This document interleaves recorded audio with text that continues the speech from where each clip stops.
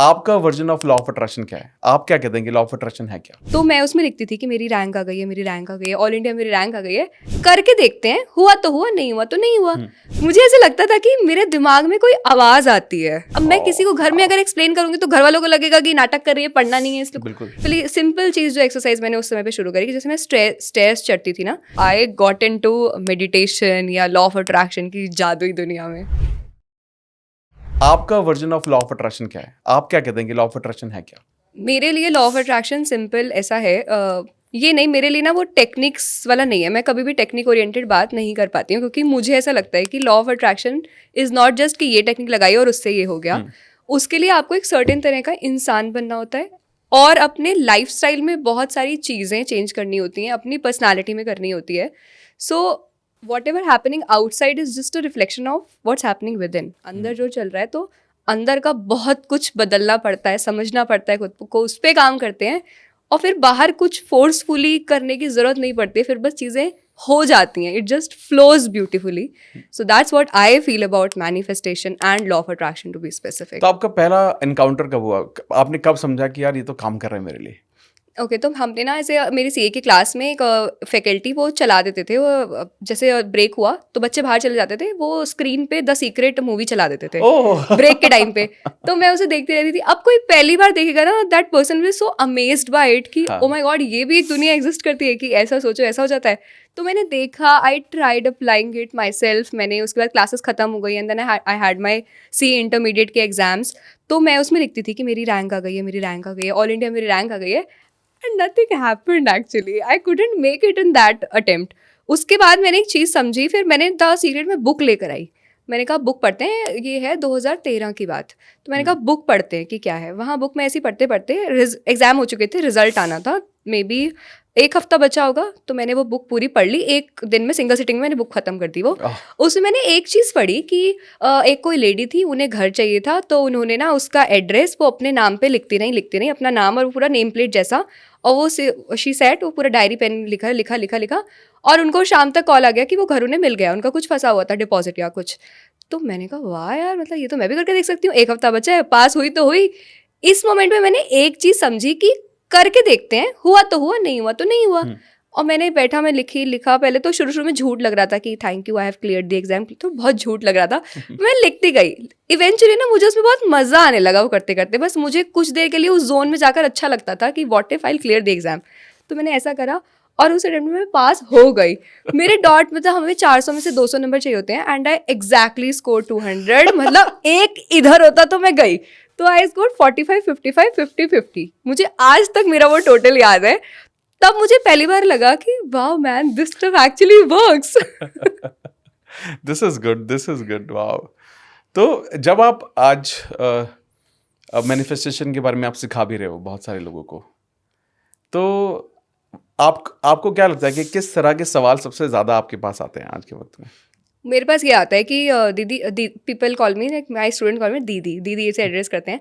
तो दीदी हमने भी एफर्मेशंस लगाई, मेरे लिए तो काम नहीं करी, या फिर मैं तो जो सोचती हूँ उसका उल्टा हो जाता है, तो मेरे साथ ये सब काम क्यों नहीं कर रहा है। और मैंने भी विजन बोर्ड बनाया था, मेरे लिए काम क्यों नहीं करा। तो उसके लिए जैसे मैंने शुरू में कहा, हमें ये लगता है कि बस it's just one technique away. पर टेक्निक कोई भी लगाना या कोई सिर्फ कह देना कि मैंने भी एफर्मेशन करी थी, बहुत सरफेस लेवल की बात है। मैंने क्या समझा जब मैं लगा रही थी, अप्लाई कर रही थी पहली बार में, why it didn't work for me, क्योंकि मैं लिख रही हूँ कि मेरी ऑल इंडिया रैंक आ गई है, बट अंदर अंदर आई नो कि बिल्कुल झूठ चीज़ है, क्योंकि मैंने एकदम ही कुछ क्रेजी मांगा है, पास होना नहीं, बिल्कुल ऑल इंडिया की रैंक मांगी है। तो ये चीज़ मुझे लगता है कि मेरे पास सवाल इस तरह का होता है कि मैंने भी करा, मेरे लिए काम क्यों नहीं करा। तो शायद हम इसको और डीपर लेवल पे समझें instead of just surface level का नॉलेज लेकर अप्लाई करने से। तो आपका मतलब क्या है इसमें? डीपर लेवल का आपका मतलब इसमें और क्या है? डीपर लेवल का मेरा ये मतलब है, जैसे मुझे थोड़ा आइडिया 2013 से है इसके बारे में, एंड इट्स 2025 नाउ, कितने साल हो गए हैं। उसमें मैंने बहुत चीज़ें लगाई, समझा। तो मैंने 2019 से टू बी स्पेसिफिक एक जर्नी स्टार्ट करी खुद को बेटर समझने की। Because if I don't know about my self, तो मैं कुछ भी बाहर करूँगी वो उसका कोई मतलब ही नहीं बनता है। तो मैंने धीरे धीरे समझा। तो एक इंसिडेंस मैंने एक्सपीरियंस करा था अपने साथ, एक एक्सपीरियंस था कि ये जैसे मुझे ना बहुत लगता था, although I am not mad, मैं पागल वागल नहीं हूँ, मुझे ऐसे लगता था कि मेरे दिमाग में कोई आवाज़ आती है, मतलब I can't, I try explaining it, कि जैसे कभी मैं घर में डस्टिंग कर रही हूँ, कुछ कर रही हूँ, so I always wanted music to be on, तो मैं म्यूजिक के बिना काम नहीं कर पाती थी। या मैं अगर ऑटो में कहीं जा रही हूँ, तो अगर किसी दिन मैं अपनी ईयरफोन्स भूल जाती थी ना, मुझे लगता था कि अब कैसे गुजारा होगा ईयरफोन्स के बिना। या मैं रात को बेड पे लेटी हूँ, तो वो मेरे लिए बहुत ही खौफनाक पल होते थे कि जब तक मुझे नींद नहीं आ रही है, उस बीच में अब मैं क्या करूँ, अब मेरे दिमाग में कुछ चल रहा है और वो बहुत तेजी से चल रहा है और मैं उसे नहीं रोक पा रही हूँ। या मैं कुछ नया अटेम्प्ट करने जा रही हूँ, तो there is a constant voice within कि अरे नहीं हो पाएगा, नहीं हो पाएगा। तो मैं ये समझ पा रही थी कि मेरे अंदर एक आवाज़ चलती है। तो मैंने ये पहली बार समझा कि एक मैं हूँ और एक मेरे अंदर एक कांस्टेंट आवाज़ है जो मेरे ही अगेंस्ट काम कर रही है। तो सेल्फ लव तो बहुत बाद में आया, मैंने तब रियलाइज़ करा कि मैं थोड़ा थोड़ा सेल्फ हेट्रेड में जी रही हूँ, कि मैं कुछ काम कर रही हूँ तो उससे पहले ही अंदर से रिजेक्ट कर देना कि बाहर से तो मुझे कोई बाद में रिजेक्ट करेगा। I am rejecting myself then and there कि अरे नहीं हो पाएगा, मैं ये नहीं कर पाऊंगी, मैं वो नहीं कर पाऊंगी, मैं अच्छी नहीं दिख रही हूँ। मैं अपने स्कूल की 12th की फेयरवेल तक में नहीं गई थी, because I had so much into my mind कि I don't look that good. अब कोई अगर बाहर से देखता है तो उसे लगता है कि अरे कहाँ झूठ बोल रही है, ऐसा थोड़ी है, सही तो दिख रही हो। पर ये एक्सटर्नल था नहीं ना, it was all with in कि मैं ऐसी नहीं दिख रही हूँ, मैं वैसी नहीं दिख रही हूँ, मेरी जो स्टैंडर्ड ब्यूटी स्टैंडर्ड है, मैं उतनी गोरी नहीं हूँ जितना सोसाइटी एक्सपेक्ट करती है, मेरी हाइट उतनी नहीं है। So I had so much of this going on in my head. और वो बचपन से बड़े होते इकट्ठा होते तो कितना हो चुका होगा वो क्लटर। तो वो पूरा क्लटर मेरे दिमाग में आ गया था। तो वहाँ से इट ऑल जस्ट स्टार्टेड। मैंने वो जर्नी वहाँ से शुरू करी कि एक आवाज़ अंदर है और एक मैं हूँ। वो डिस्टिंक्शन मैंने पहली बार समझा। तो मतलब ये तो बहुत, मतलब ये I am so happy you sharing this. ये आई थिंक वो वक्त फिर आपके लिए बहुत डिफिकल्ट होता होगा। तो आपने उस वक्त ऐसा क्या किया कि जो ये आपने जो नॉइस जब आपने सुनना बंद किया, क्योंकि कहीं ना कहीं तो आप बदलाव लेकर आए होगे अपने थॉट में, है ना? और हम इस बात करते हैं बार बार कि खुद से प्यार करना कितना ज़्यादा ज़रूरी है हम लाइफ में कुछ भी करना चाहते हैं।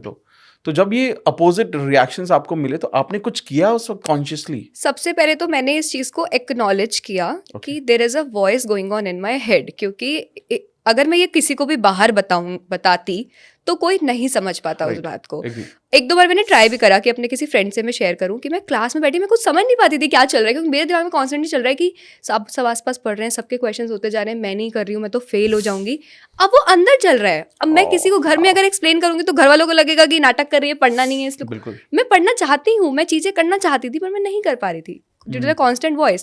And I tried explaining this to few of my friends and they said तू घर में रहेगा ना, तेरा दिमाग खराब हो गया है, थोड़ा बाहर जाया कर, बाहर निकला कर, लोगों से मिला कर, कहीं घूमा जाके।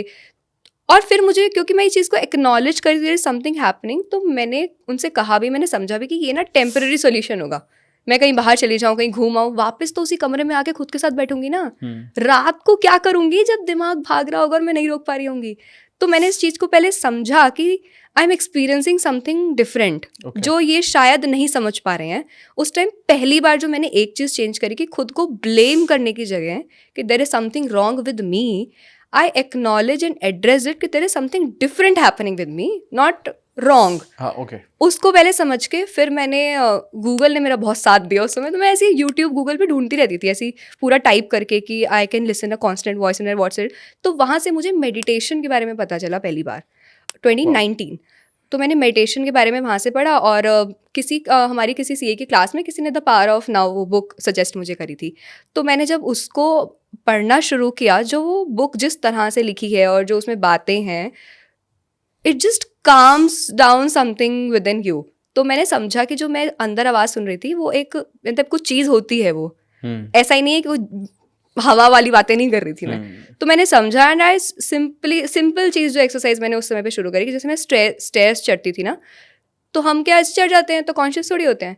सो I started just counting the number of stairs. मैं जब स्टेयर्स पे चढ़ रही हूँ तो पहला वो, फिर अगर मैं हैंड वॉश कर रही हूँ तो आई कुड जस्ट, मैं टैप ऑन करके मैं ऐसे देखती थी कि हाँ हाथ पे पानी पड़ रहा है, ऐसा बस। क्या मैं खाना खा रही हूँ तो मैं फिर टीवी, पहले हम क्या करते हैं, टीवी चला दिया, खाना खा रहे हैं, तो मैं जब खाना खा रही तो सिर्फ खाना खा रहे हैं, मतलब एक बाइट मैंने लिया, हाउ इट जस्ट एट। तो मैंने धीरे धीरे मुझे पता चला कि ये माइंडफुल लिविंग होता है। तो ये मैंने जब थोड़ा थोड़ा शुरू करा, और मैं तो फील करती थी जब मैं ऐसा कर रही हूँ तो अंदर कुछ जो भागा दौड़ी मची हुई थी ना, वो थोड़ा सा शांत हुआ। तो मैं थोड़ी सी स्लो डाउन हुई। तो होता है ना कि जब आप पहला एक स्टेप लेते हो किसी जर्नी की तरफ, फिर तो आपको रास्ते मिलते जाते हैं, चीज़ें मिलती जाती हैं. So that's how I got into meditation या लॉ ऑफ अट्रैक्शन की जादुई दुनिया में. वाह, दिस इज सो गुड. ये बहुत अच्छा भी लग रहा है क्योंकि कई बार ना बहुत सारे लोग ना घबराते हैं ये सारी बातें करने में, क्योंकि ये जो इनसिक्योरिटीज होती हैं या फिर ये जो डर होते हैं ना, हम सभी के अंदर होते हैं एक वक्त पर. और जब हम ये समझते हैं कि अगर कि जितने भी लोग ये जर्नी, जितने भी लोग ये पॉडकास्ट देख रहे हैं, हमें हमारे जैसे बहुत सारे लोग उनमें से भी होंगे जो ये समझ पा रहे होंगे कि शायद वो ये गो थ्रू कर रहे हैं, और लोगों को लगता है कि यार हम वो कुछ ऐसा गो थ्रू कर रहे हैं जो कि बहुत अलग है. ये कुछ अलग नहीं है. आपने भी वो गो थ्रू किया है, मैंने भी वो गो थ्रू किया है. मेरे अलग ट्रॉमास थे लाइफ के. जब स्टूडेंट थे तो हम पढ़ ही नहीं पाते थे, स्कोर ही नहीं आ पाते थे, 40% से ज़्यादा कभी मार्क्स ही नहीं आए लाइफ में. तो वो जो डर भी थे, और वो बट वो है कि शायद हमें सही वक्त पर कुछ ऐसी चीज़ें मिली जिसको हमने अडॉप्ट करके हम आगे बढ़ते गए. अगर आपको पॉडकास्ट की ये क्लिप बहुत अच्छी लगी तो आप यहाँ से इसके कंप्लीट पॉडकास्ट को भी देख सकते हैं. इसके साथ साथ आप अपना सपोर्ट बनाए रखें, चैनल को सब्सक्राइब जरूर कर दें. Thank you so much.